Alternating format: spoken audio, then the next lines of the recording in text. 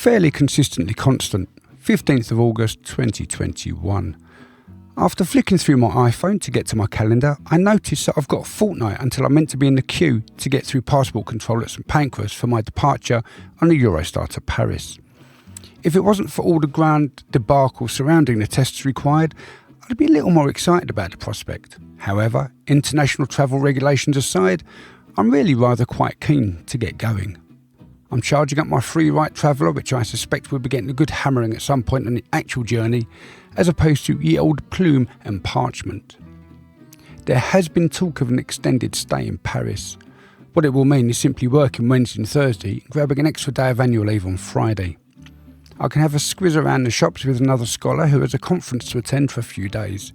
This may not come to fruition, as I need to check with their educational employment establishment if they are permitted to attend.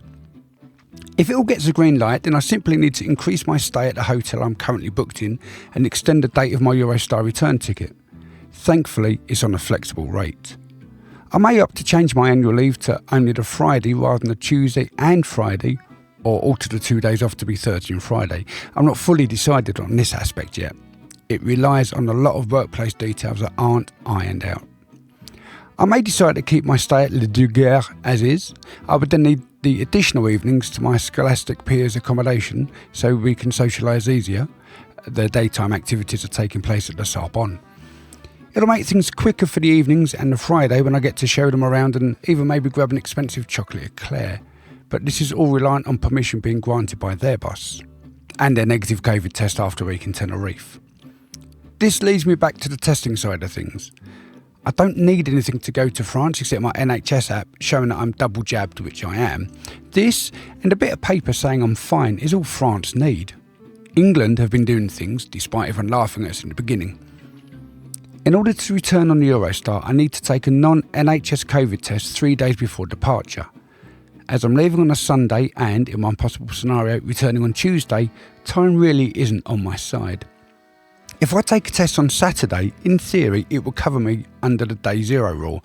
However, because of the postal system and working week, the labs may get the non-NHS privately bought PCR test on Monday, which leaves a short time frame to process the test and get me a negative result returned for my return. If I do it on Sunday under the day one rule, I'll be covered. However, because of the postal system and working week, the labs may get the non-NHS privately bought PCR test on Tuesday, which leaves an even shorter time frame to process the test and get me a negative result returned for my return. This now leaves two options. Both are in France. The first is a test on the Sunday and the second is a test on Monday. It will be either a postal or an in-house test. I have no real clue where to get either option or indeed which is the best. Obviously, a Monday in-house test is the best, but the cost and availability of such luxury may not be suitable for me. I also need to arrange a day 2 test for once I'm safely home. I'm sure Boris is going to make another announcement tomorrow. I'm constantly keeping one eye on the UK government website and the other eye on the Connection website, who constantly gives updates from the French side of things. What one must realise is, with all the commotion and pandemonium going on, not only will it be August bank holiday on a Monday, so no postal service, but these PCR tests need only be a quick scratch and sniff test. That's how I refer to lateral flow tests that are done at home, in much the same way as the lab tests are done. I'd be happy to discuss the differences with anybody that wishes to step up to this, incidentally. I have a handful of questions that still need answering. I made a sneaky purchase the other evening. I treated myself to a Paris notebook.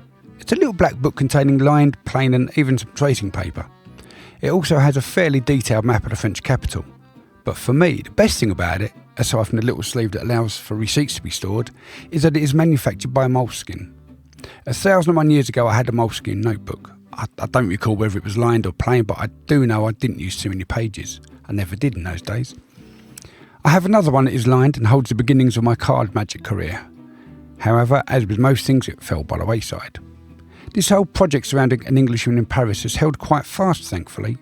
I know doing the Masters has definitely helped, and also know Instagram has slowed, but the writing has been fairly consistently constant in between assignments, which has helped with the EMA, the progress and developmental stages of the book, plus my mental health. Anyway, according to the folded yellow paper contained within a 9 by 14 centimetre guidebook that you write yourself, both Van Gogh and Hemingway used this brand.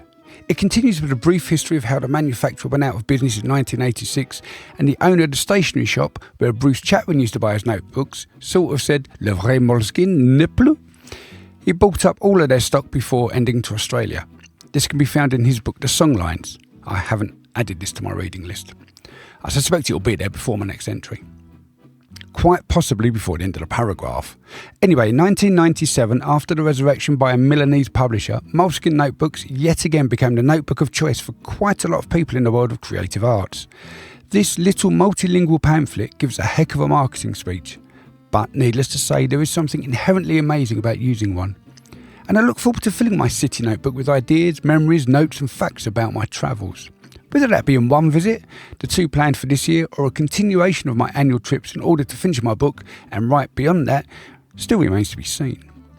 And to let you know, Chatwin's travels across Australia in search of the historical facts of the mystical Songland pathways is now on my wish list at Amazon.